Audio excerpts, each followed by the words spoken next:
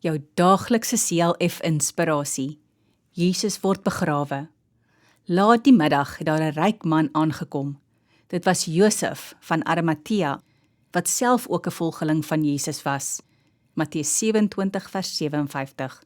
'n Mens sou dink dat Jesus se disippels self vir Jesus sou begrawe, maar ons lees dat daar gelukkig 'n ryk man met die naam van Josef gekom het om hom te begrawe.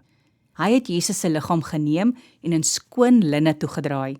Toe het hy vir Jesus in 'n nuwe graf, wat uit rots gekap is, neergelê. Ook het hy 'n groot klip voor die ingang van die graf gerol. In daardie dae is dit hoe mense begrawe is. Ons lees dat hierdie Josef 'n volgeling van Jesus was, hoewel hy nie een van Jesus se binnekring disippels was nie. Dit sê vir ons dat hy 'n kind van die Here was. Hy was nie skaam om dit bekend te laat word nie. Soos daardie Josef 'n goeie daad vir Jesus gedoen het, moet ons ook sorg vir almal wat oor ons pad kom. Kom ons bid saam.